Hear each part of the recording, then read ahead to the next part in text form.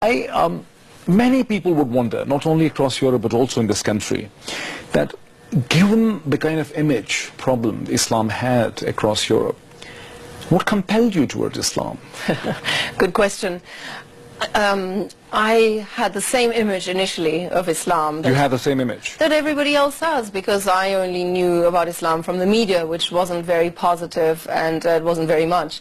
So when I was introduced to Islam by somebody who was just in the process of finding his faith, not a long-bearded mullah, but actually a handsome sports star, Imran Khan at the time, who had just won the World Cup for Pakistan, but it had completely passed me by because I'm German. I don't know, we don't have cricket in Germany.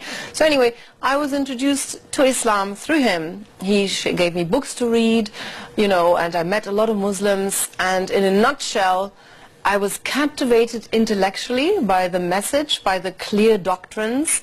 I loved the culture, you know, the Sufi music. You said something very interesting. You said you met someone who was himself in the process of discovering his faith. What do you mean by that? Well, I mean, at the time he was studying Islam. This is 1992. Yeah, 1992 he was studying Islam intensely. He was buying a lot of books on Islam and shared them, you know, with me and with his other friends.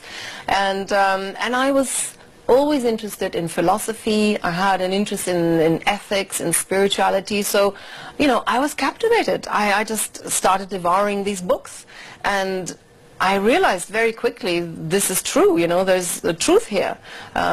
Thinking, you know... Imran introduced you to Qawwali, to Sufism. As well, yeah. So it was really the Nusrat Fateh Ali Khan, him translating the lyrics, that touched me more deeply than any pop song on MTV. And it was the Sufi music that opened my heart to the culture and religion of Islam. The reading came later. I was also touched by the Pakistanis I met, you know, by the people, his friends, and the volunteers who helped to build this cancer hospital in Lahore, you know, where the poor people would be treated for free. I was very touched by this effort, you know, how he managed to raise all these funds with an army of volunteers around the world who all wanted to be part of this project for no ulterior motive, just to serve God. When we talk about Imran Khan, inspiring you towards Sufism and Qawwali and Islam and books and reading. When you hear his critics, especially the feminists and the liberals in Pakistan, they think that Imran is naive, has no substance, he's not deep enough for the politics, he's ultra-conservative, he's an Islamist. You are presenting him as someone who is deep and substantial, looking for truth and meaning in life.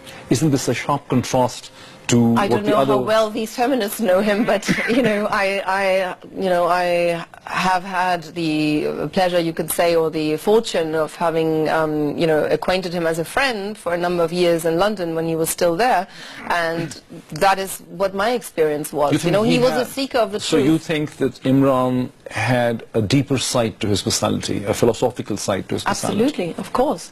I was reading, you know, we were reading books, there was so many books, debating, you know, and he did basically dawah on me for 3 years, you know, telling me every single detail about Islam, the position of women, this, that, you know, the afterlife, asking profound questions, you know, what is the purpose of life?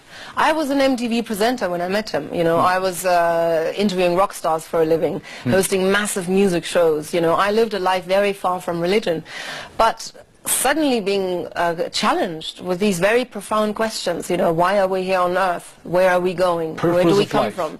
Purpose of life. I hadn't had time to think about such things.